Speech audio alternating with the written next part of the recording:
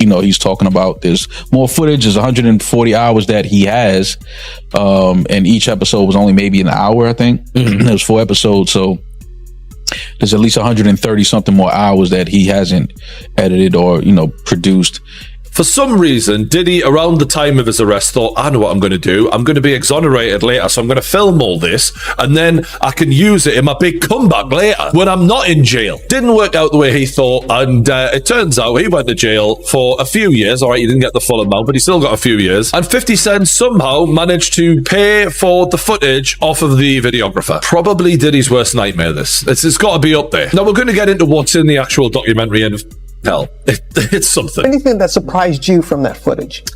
The footage, well, I mean, it was really interesting to see his last days of freedom, and what was sort of important to him. Obviously, there's phone calls with his attorneys, with his team.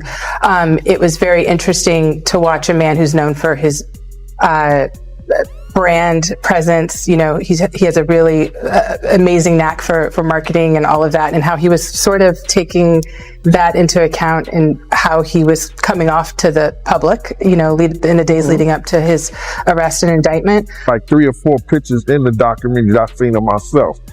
Some people say they saw more, but I know three different times where I was certain places that you could actually see me in the documentary, and that's the only thing. When Netflix dropped Sean Combs' The Reckoning, viewers immediately felt an imbalance. Serious claims, disturbing timelines, yet a strangely controlled presentation that seemed to pull its punches. The issue wasn't a lack of information, but the absence of raw moments, real reactions, and unfiltered tension, sparking whispers that critical footage never made it to air. Insiders say the production captured far more than what audiences saw, including intense behind-the-scenes material filmed just days before Diddy's 2024 arrest when pressure was closing in from every direction. This wasn't recycled history. It was real-time collapse. What added fuel to the fire was the unlikely force behind the project, 50 Cent, a vocal adversary with nothing to lose, alongside Gene Deal, a former insider who once stood close to Diddy. That combination alone signaled unfinished business. Then came legal pushback, drawing a sharp line between Netflix's claim of lawful sourcing and Diddy's team alleging private material was taken.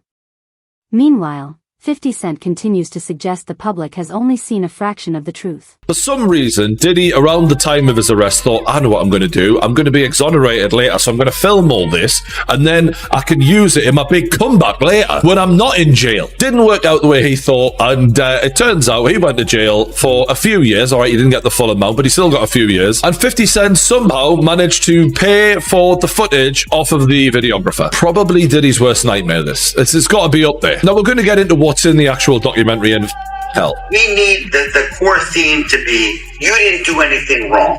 You didn't do anything wrong on any front. By the way, these conversations, the lawyer had no idea he was recording them. So when the lawyer's like, yeah, we need everyone to believe you did nothing wrong, it kind of takes away from when the lawyer is out in public saying, yeah, my client is completely innocent, and now he showed the behind the scenes where he clearly didn't think he was very innocent. So not Diddy's smartest move. However, throughout this journey, you'll see he makes a lot of crazy decisions. I don't think it's working.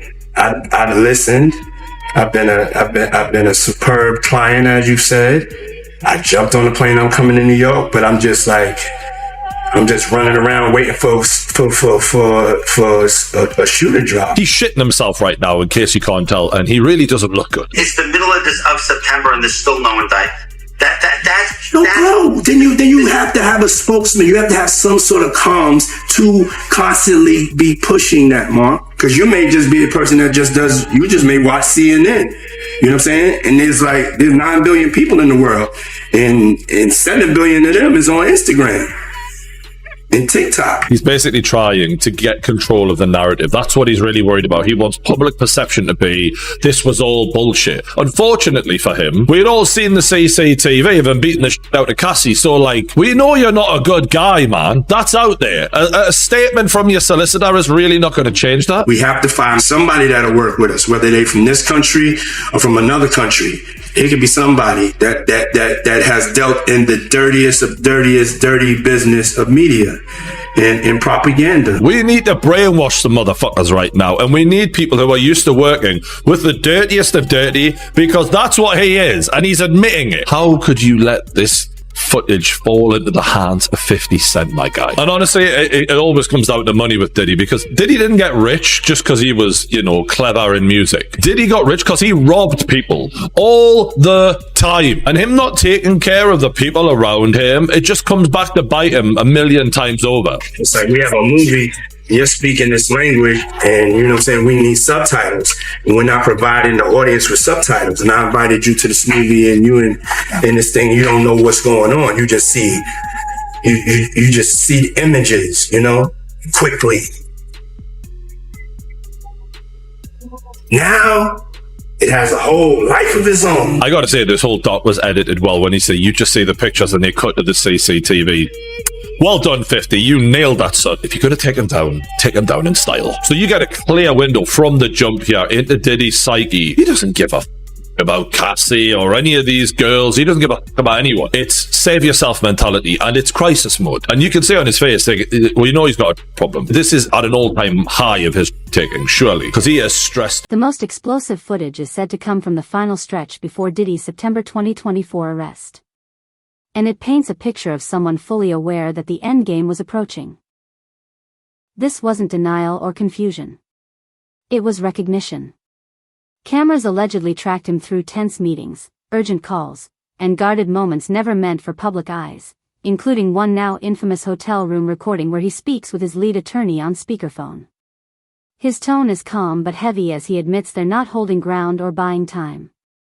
They're losing a rare confession that signals collapsing leverage.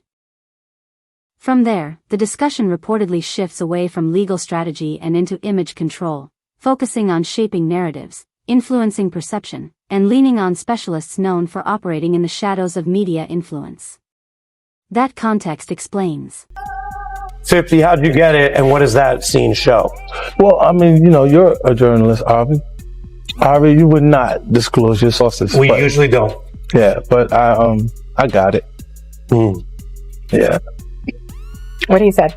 and what do you think it conveys? Because we see someone trying to pull the strings and talking about, he would say affecting, others would say manipulating the public views of the allegations. I think that, one big theme of the series is to go behind the scenes to really understand how brilliant you could say Sean Combs is at marketing, at owning his narrative, controlling the narrative at all times. And so why would that stop, when his life is on the line? So I think that, on its face, that's what it is. But as you get deeper in the film, you start to realize, perhaps how some of these tactics, how they really came to present themselves, during the trial. You show that his abilities, his early rise. Right. Alexandra, you also give time to victims of the alleged abuse. Some of the cases are in different procedural postures. And you show victims who were women and men. Why is that important? Because, victims of sexual assault, sexual violence, gender should not be a part of that conversation. When you are a victim, you are a victim. And I think that, this series was a platform in a way for these alleged victims to come forward, give their truth, put context to their situations when so much of it was ripped out, and we just the world was going for the salacious headlines, and they really had the time to tell their story. Yeah, and the film takes us way behind the PR or propaganda machine. You see Diddy the day he's finding out about new suits against him while he's in New York preparing for a possible criminal arrest. Although it was never publicly acknowledged, Diddy's strategy reportedly fell apart quietly behind closed doors as unfinished contracts, delayed payments, and broken assurances began to fracture trust. And once trust disappears, recorded material turns into leverage. Sources suggest the videographers, uncertain about their protection and frustrated by unmet commitments, ultimately let the footage go, which is where 50 Cent's production circle is rumored to have stepped in. While 50 Cent has never confirmed the specifics, he's also never distanced himself from what exists, choosing instead to apply pressure through calculated silence, cryptic posts, dark humor, and carefully placed hints that suggested deeper knowledge. None of it appeared accidental. It functioned as psychological leverage. Netflix has consistently maintained that the footage was acquired legally, but legality doesn't remove the unease that comes from watching a powerful figure unravel in real time. Once the material changed hands, control vanished. Editorial authority shifted elsewhere, and the balance of power flipped. He didn't have the power to do anything, but they using his name to like push the whole documentary. And that's what it was about. So that's why you don't see a cameo other than the pictures they used of me on the film in the documentary. I got like 3 or 4 pictures in the documentary that I've seen of myself. You know, some people say they saw more, but I know three different times where I was certain places that you could actually see me in the documentary, and that's the only thing you're going to get. But the stories that they told in the documentary, bruh, come on. They could have went a whole lot deeper. They could have did a whole lot more. So I ain't in the documentary because that lady that was the director, I think, what's her name? Alex, you know, Alex State, you know her name, Mighty? Yo, Mighty, just give me 1 second. Give me 1 second. I'm gonna look this up, all right? Okay. Her name is Alex Stapleton. The director that I spoke to was Alex Stapleton. She was the one who told me that she was the director, she was the producer, whatever, this, that, and the third, the whole 9 yards. And she was talking mad greasy to me. And listen here, it's no after you talk that kind of talk to me, it's no amount of money she could have paid me anyway for me to get in there. You know, my story is more too valuable, you know, getting in depth with this whole stuff. And it would have helped that documentary a whole lot. You know what I'm saying? In actually, they used all the stuff that I told them and did it the way that I was saying do it. Tim Dog started off with the childhood with Puff and the whole 9 yards. Kirk Burrows do the business part, but they was trying to put people in there like Mark Curry and other people to talk about the streets or what was going on, you know, a certain thing. But Mark can only say so much. You know what I'm saying? Because he was an artist, you know, so he wasn't with Puff like I was with him during that time when we was running back and forth here and there and the whole 9 yards. So, you know, Miss Alex Stapleton is the one reason why I'm not in the documentary, but it's all right with me. I've been in a lot of documentaries. I did The Shine. I did the A&E. I did the Discovery Channel. I did the Fox. You know, I've been in a whole lot of different documentaries, and I'm always on the art of dialogue. So the people been getting most of the information from here anyway. Yeah, man, you always on here, man. Always got to bring you on. So with that being said, man, I want to get right into the documentary, man. How you feel about the documentary, man? The behind the scenes footage they got of Diddy leading up to him getting arrested. How you feel about all that, man? Well, what I feel about the documentary, they left a whole lot of key things out. If they was going to do something and they're going to say in the reckoning of Sean Combs, the reckoning, or Diddy, the reckoning and stuff like that, it should have been a lot of people that we lost because of him. You know what I'm saying? It wasn't only Big. It wasn't only Tupac. You understand? For the atmosphere that he put those kids in, you got a guy named Anthony Wolf Jones, who was from Bad Boy, from its conception, is doing security and being one of the financiers of Puff having to have some money to keep Big and Craig Mack around before he got to Clyde Davis. You know what I'm saying? They wasn't able to tell that story because they didn't have no intel on that story or what went down, or they didn't do they investigation. Jane Deal's presence shifted the narrative with a different kind of authority because as Diddy's former bodyguard he has consistently stressed one point: nothing in that world happened without a camera running. According to Gene, recording wasn't occasional. It was routine, embedded into meetings, events, and even moments that appeared personal on the surface, not for protection or nostalgia, but for leverage. He has suggested that Diddy viewed constant documentation as a shield, a way to lock in control through proof of access, approval, and dominance, believing that recorded moments meant security. But once footage exists, loyalty becomes optional. When Gene spoke about unreleased material, his tone wasn't alarmed or surprised. It was steady, almost expected, as if this outcome had been inevitable from the start. His calm made one thing clear. Consequence finally catching up. Everybody want to say that 50 Cent did the whole documentary. He was responsible for doing the whole documentary, what goes in there and what goes out of there. And I don't believe that.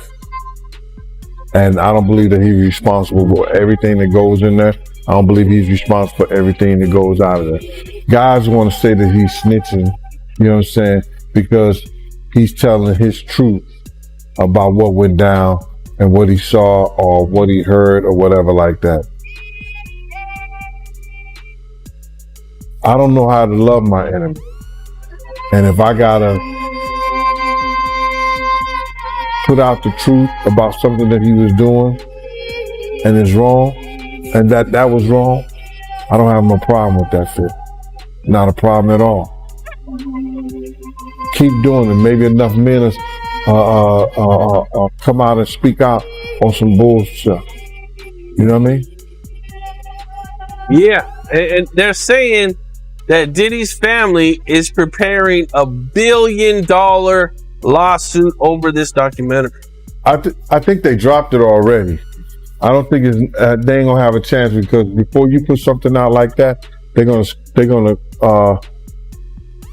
dot their I's and cross their T's. They're gonna make sure everything is in place. And if Puff had friends over there at Netflix, if it haven't came down, if it haven't came down yet, they ain't got a leg to stand on. Yeah, you just made me think of something. I'm sure Netflix has 1 million lawyers, and I'm sure they had plenty of lawyers go over this thing to make sure it was airtight. Yes, sir. And they might probably even cut some stuff out that maybe they weren't even sure about. Just probably. Well, Gene, I appreciate you taking the time. Dope content as always. And I wish you luck, man. I know, man, you get on these interviews and they go crazy, man. Yeah, man, listen. A lot of people want to, come at me, and everybody want to find fault in 50, find fault in me, find fault in anybody who's speaking out against the evil that's been going on. But what about find fault from the person who did it? Find fault for the person who starved their artists. Find fault for the person who led an artist out there to lead to his death. Find fault in a person who set up the atmosphere for one of the greatest artists in hip hop to lose his life. You know what I'm saying? Find fault in a person that allegedly had a person sore in the middle of the night and they ain't want to be sore. Find fault in this individual who did all this crazy shit to people, instead of find fault in the people who's talking about it and letting you know about it. Why do you think people defended it? That's crazy, right? I used to really... He made it clear that what the public was shown was restrained and carefully chosen.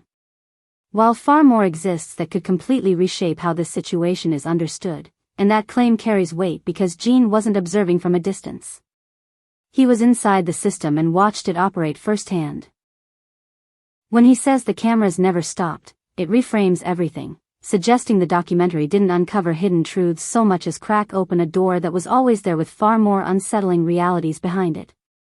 Netflix has acknowledged that not all footage was used. A rare admission that signals sensitivity, especially as reports point to hours of material deemed too risky, emotional strain, financial pressure, growing paranoia, reactions to legal threats, and conversations where personal and legal lines blurred. Netflix chose what could be defended, not what revealed everything. And that choice created a void filled instantly by speculation from social media insiders and former associates, all asking the same question. What was left out? 50 Cent amplified that curiosity on purpose, hinting that the unused footage still exists, that access remains, and that this story isn't finished. I didn't see this, but apparently there's another 100 hours of Diddy footage on the cutting room floor. So Diddy is still doing press. I mean, Diddy. 50. Diddy is not doing press. No, he's doing press on the yard. He's doing press, like he's doing push-ups.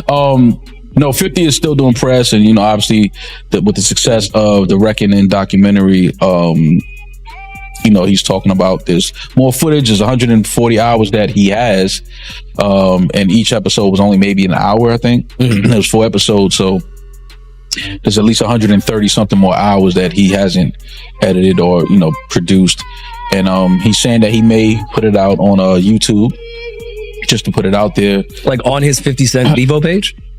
I don't know if it'll be on his page, but he just said, he doesn't know if he's going to release it with Netflix or through Netflix. He might just, put it out on YouTube or wherever, some other platform.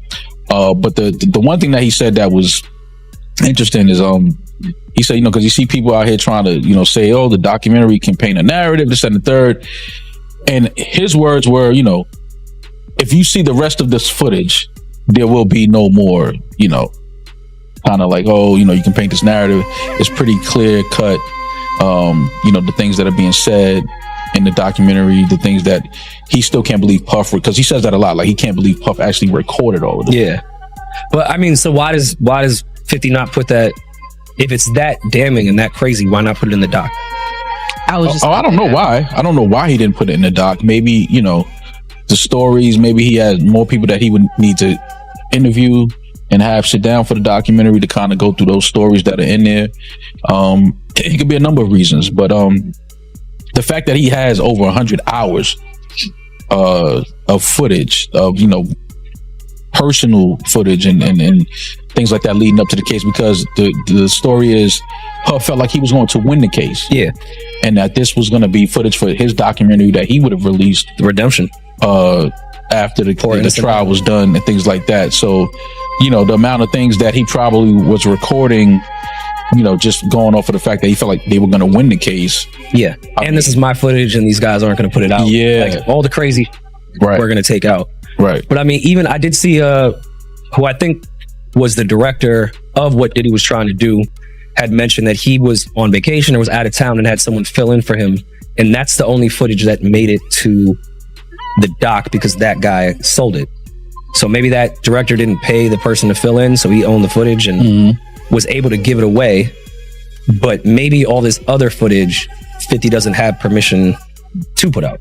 Like, okay, he could have it, but the director's like, no, this is my footage. Like, you got the other because I had my mans fill in for me for 3 days, and he has that footage now. Right. So maybe that could be it. But I mean, I don't know. I feel like 50 is so petty that if it was that crazy, he would have just put this in the doc. But who knows? I don't even want to speculate what is on the 100 hours. Yeah. After Lil Rod telling me what was going on, I don't know if I want to see it visually. I mean, and for 50 to say the footage that's on there is it leaves no more room for people to kind of say, oh, the narratives are being created, it's false. For 50 to say that, I mean, we can only imagine the footage that he's seen and that he had. What makes the unreleased footage truly dangerous isn't only what it may reveal about Diddy, but what it quietly implies about the entire industry. Because if one powerful figure documented himself this thoroughly, it forces an unsettling question about how many others did the same. In elite circles, cameras weren't just for memories. They were leverage, a form of currency that built loyalty, enforced silence, and generated fear, subtly changing how people acted once they knew everything was being captured. If the unseen material really shows private strategy, emotional strain, and behind-the-scenes maneuvering, it stops being personal evidence and becomes a window into how power behaves when it feels cornered. How you feel about the documentary on Diddy and you and 50? What's going on between both y'all? Me personally, the documentary was incredible, man. Shout out to 50, man. But I know you and 50, y'all got something going on, man. Indeed. So originally, when I heard about the Reckoning of Sean Diddy Combs documentary that was produced by 50 Cent, I wasn't going to watch it. And I wasn't going to watch it because, quite frankly, I had grown a little tired of the Diddy case. You know, I had followed it, I had studied it, I had researched it. And at this point, the man was sentenced to 50 months in jail, I believe the time was that the feds gave him. There really wasn't much left to talk about. Everything had already been put out there, all the hours of testimony, hundreds of hours of court proceedings. There was nothing else to talk about as far as I was concerned. And then people kept texting me. They said, Dr. Umar, you got to see this, you got to see this, you got to see this. So one night, I can't go to sleep. And I decided to go ahead and watch it. And I watched all the episodes.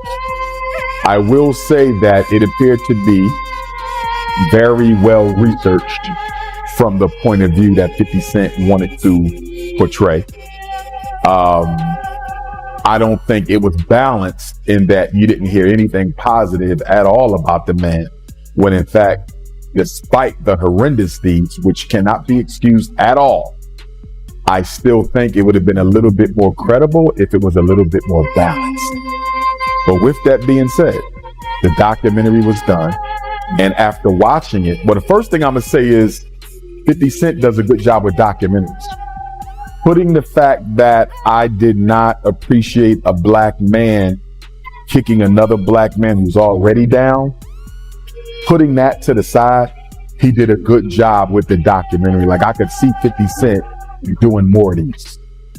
Now, I was on a stream here in Philly a couple weeks ago with a young brother, and the question came up, and I said that, in my opinion, watching that documentary was an exercise in self-hatred, because it was.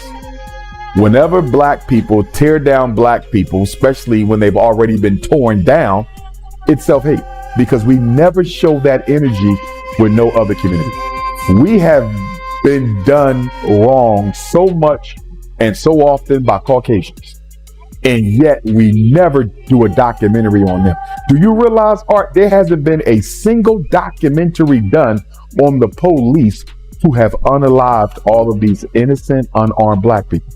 Where's the documentary on the police officer who killed Tamir Rice? Where's the documentary on the police officers who murdered Breonna Taylor? Where's the documentary on the police officers who murdered Sonia Mancy or Sandra Bland or Freddie Gray or Philando Castile or Alton Sterling or Amir Pope? Look at all of this that has... This goes far beyond a single individual. It's about precedent, because once footage like this can emerge, years of carefully protected images instantly become vulnerable. Insiders understand that reality, which explains the calculated silence, the vague responses, and the quiet distancing by former allies who offer no explanations. That silence isn't uncertainty, it's strategy. The real fear isn't public judgment of past behavior, but the possibility that cameras captured unfiltered truths that were never meant to surface. How narratives are engineered, how crises are managed, and how influence moves in private spaces. If that material ever comes out in full, it doesn't just rewrite one narrative. It drags an entire system into view. And that's the real threat. This is no longer just about a documentary. 50 Cent had a right to make that documentary. If Puffy did to that woman that 50 used to date the things that people claim he did and allowed to be done to her, even with her permission, you don't do that as a black man. That is conduct unbecoming a black man, and I would have to say that Curtis 50 Cent Jackson was justified in making a documentary art. Because if I was him, if I was in 50's shoes, I might have done a documentary too. You feel me? I'm going to be honest. You do that to my baby mom, even if I don't like her no more, even if I'm not on good terms with her no more, no matter what we've been through, you knew that was my baby mom. You knew that was my girlfriend. And you do that? You have her doing all this with you and other people, and you know that was my shorty at one time? Bro, that's a complete violation of the G Code, Art. So with that being said, 50 Cent had a personal reason to do that documentary, and I can't say he's wrong with it. Now, with that being said, Art, watching that documentary, I came to 3 conclusions. Number 1, black people are hypocrites. We are probably the biggest spiritual hypocrites in America. And I'm going to say that, Art, because we are the most spiritual people in America. We are the most religious people in America. We brought religion to America. We gave it to the world. But the reason I say black people, after watching that documentary, have to be the biggest spiritual hypocrites in America, is I'm seeing all these people. And I'm not talking about everybody. I want to be clear. I'm not talking about 50 Cent and Gone Deal didn't just surface footage. They directly challenged the long-held belief that power guarantees silence, making it clear that influence doesn't always control the narrative. Netflix revealed a portion of the story, but not all of it. And now the audience understands that something remains unseen. The most disturbing element isn't what has already been shown. It's the possibility of what's still locked away, unreleased, and waiting. Once people believe more exists, trust in the visible story starts to collapse. So, the real issue isn't whether additional footage is out there. It's what happens if it ever surfaces. Will it simply confirm existing suspicions or expose something far more damaging than anyone anticipated? Share your thoughts in the comments.